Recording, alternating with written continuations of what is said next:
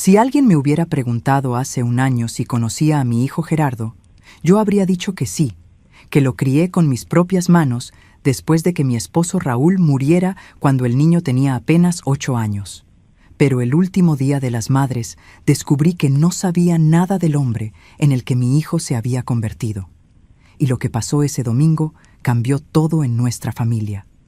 Era 10 de mayo, Día de las Madres en México, y yo estaba nerviosa como siempre me pongo cuando toda la familia se reúne. Me levanté a las 5 de la mañana para preparar mi casita y recibir a todos. Me esmeré en cocinar nuestro almuerzo especial, incluyendo los platillos favoritos de mis hijos y nietos. Mi casa pequeña se llenó del aroma a canela, chocolate y chiles, esos olores que siempre me recuerdan a las fiestas de mi infancia. Gerardo llegó puntualmente al mediodía con Catalina, mi nuera, y mis 3 nietecitos, Jacqueline de 12 años, Bernardo de 10 y la pequeña Camila de apenas 6. Mi hija Rebeca también vino con su esposo, Alejandro, y me trajo flores amarillas, mis favoritas. Por un momento, al verlos a todos sentados alrededor de la mesa que mi difunto Raúl me regaló en un cumpleaños, sentí que el corazón se me llenaba de gratitud. Pensé en cómo Dios me había bendecido con esta familia, incluso después de tantas dificultades. Servimos la comida y todos estaban felices, conversando, riendo. Los niños me contaban sobre la escuela, Jacqueline me mostraba los dibujos que hacía y hasta Gerardo parecía relajado, cosa rara en los últimos tiempos. Él trabaja como mecánico en un taller del centro de la ciudad y últimamente siempre anda estresado, siempre quejándose del dinero. Pero en ese momento, viéndolo sonreír a sus hijos, pensé que quizá las cosas estaban mejorando. Fue cuando terminamos el plato principal que me di cuenta. El corazón se me aceleró y sentí un vacío en el estómago. ¡El postre! Se me había olvidado por completo el flan de coco que siempre preparo en las ocasiones especiales. Era una tradición en nuestra familia desde hacía más de 20 años.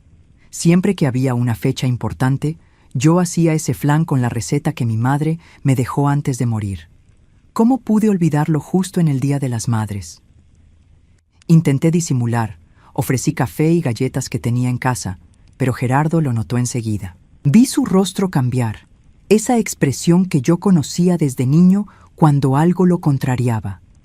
Y fue en ese momento que todo comenzó a desmoronarse, cuando descubrí que el hijo que había criado ya no existía. Gerardo se levantó de la silla con tanta fuerza que rechinó contra el piso de cerámica. Todos en la mesa se quedaron en silencio, incluso Camila dejó de jugar con la muñeca que había traído. Yo todavía intentaba explicar, diciendo que estaba tan preocupada en dejar la comida perfecta que se me olvidó el postre, pero Gerardo no quería escuchar razones. Empezó a caminar de un lado a otro en la sala, gesticulando con las manos como hacía cuando estaba muy nervioso. Catalina intentó calmarlo, tocándole el brazo, pero él la apartó con un movimiento brusco. Rebeca me miraba con preocupación, y en sus ojos veía la misma angustia que yo sentía crecer en el pecho. Alejandro le sostenía la mano, tratando de transmitirle calma, pero todos sabíamos que Gerardo estaba a punto de explotar. Rebeca todavía intentó suavizar la situación y defenderme, diciendo que no tenía por qué exagerar, que era solo un postre, que yo había tenido 1000 cosas que hacer para complacerlos a todos y que era normal olvidar. Pero él no quiso escuchar y mandó callar a su propia hermana. Alejandro quiso intervenir, pero me puse en medio de ellos, evitando cualquier confrontación. Entonces Gerardo, mi hijo, se detuvo justo frente a mí, mirándome con una rabia que jamás pensé ver dirigida hacia mí. Sus ojos oscuros, que siempre me recordaban a su padre, estaban fríos como el hielo. Y entonces escupió esas palabras crueles que todavía me despiertan de madrugada y me hacen cuestionar todo lo que hice como madre en todos estos años. Gerardo señaló con el dedo hacia mí y gritó tan fuerte que estoy segura de que los vecinos lo escucharon a través de las delgadas paredes de nuestra casa. Dijo que yo era una mujer inútil, que ni siquiera podía hacer bien las cosas más simples, que siempre había sido así desde que él era niño. Dijo que estaba harto de tener una madre que solo sabía decepcionar que ni para hacer un postre sencillo servía. Jacqueline comenzó a llorar bajito. Bernardo bajó la cabeza y se quedó mirando su plato vacío, y la pequeña Camila se escondió detrás de su mamá. Catalina estaba roja de vergüenza, susurrándole a Gerardo que se detuviera, que los niños estaban viendo. Rebeca se levantó como si fuera a defenderme, pero yo le hice una seña con la mano para que se quedara donde estaba.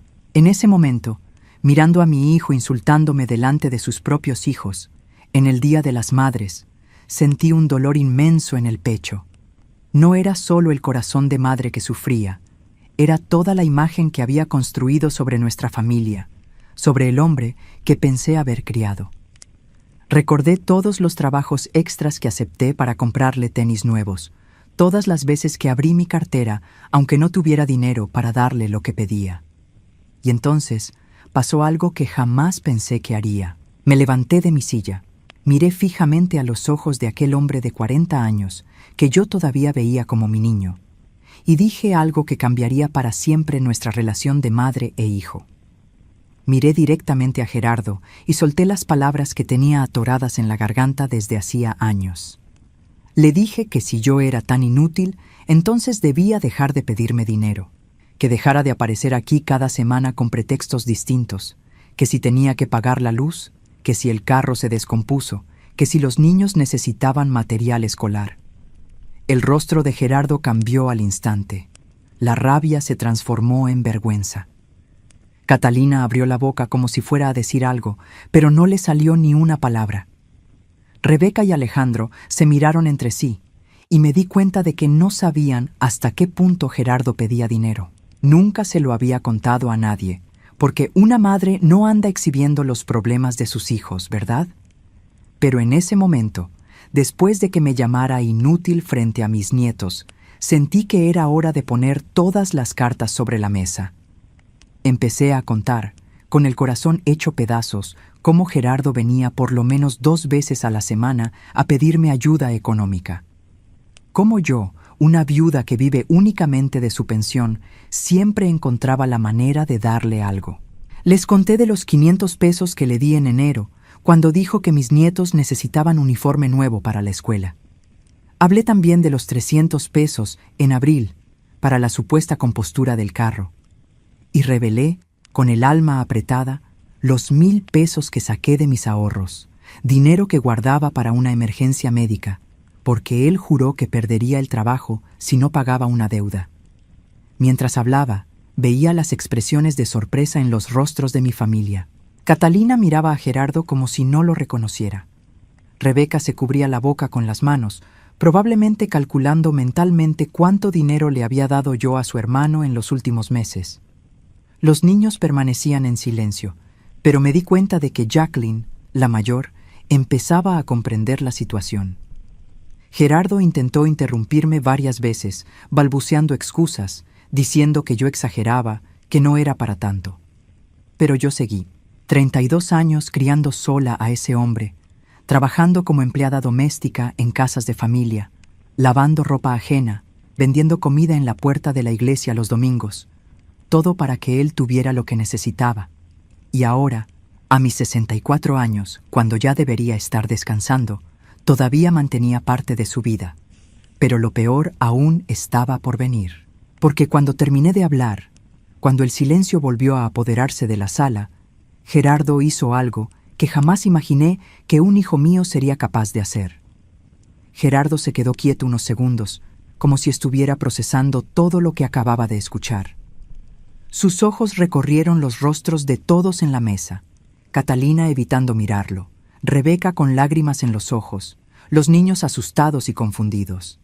Y entonces, en lugar de disculparse, en lugar de reconocer su error o mostrar un mínimo de remordimiento, hizo algo que me decepcionó por completo. Gerardo empezó a reírse. Una risa amarga, sarcástica, que resonó en la sala como una bofetada. Dijo que yo estaba siendo dramática, que inventaba historias para hacerlo pasar vergüenza frente a la familia. Aseguró que el dinero que me pedía prestado era poco, que cualquier madre decente ayudaría a su hijo sin andar contando las monedas después. Pero no se detuvo ahí.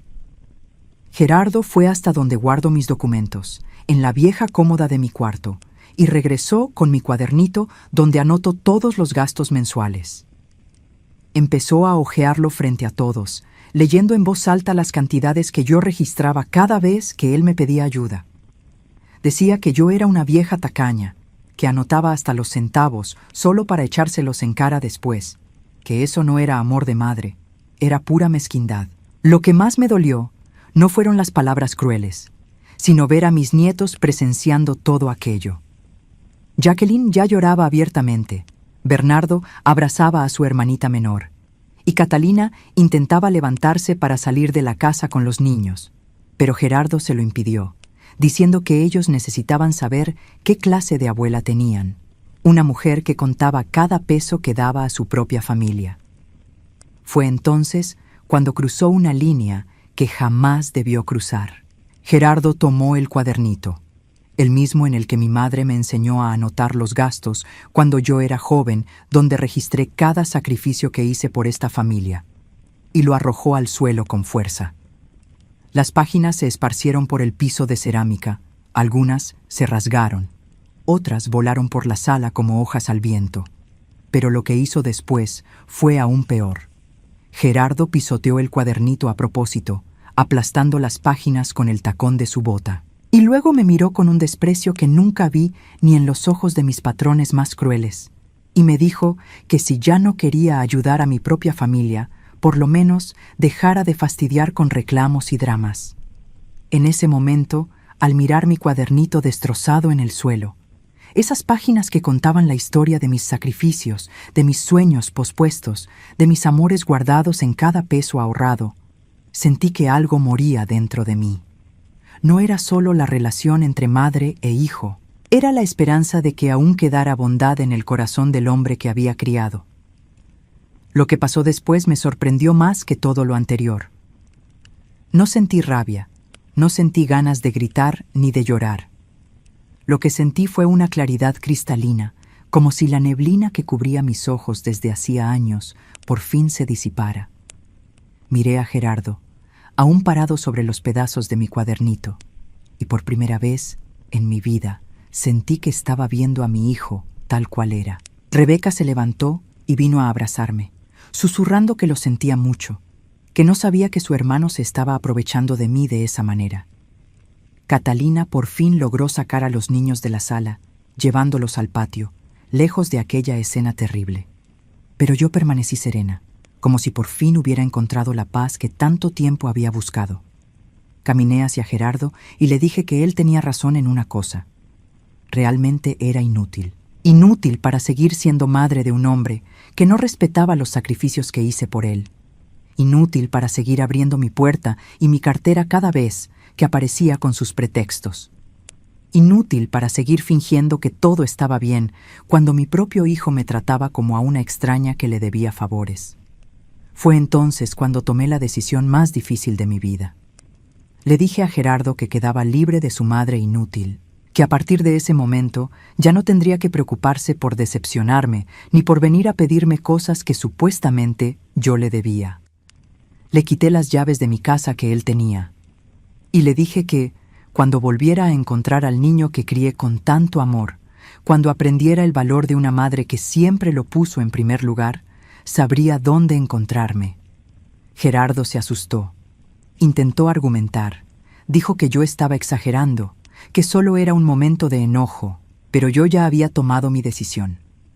Después de que se fue, junto con Catalina y los niños, que se despidieron de mí con lágrimas en los ojos, me quedé sola con Rebeca. Juntas recogimos los pedazos de mi cuadernito. Algunos no pudieron salvarse, pero otros todavía tenían las anotaciones legibles.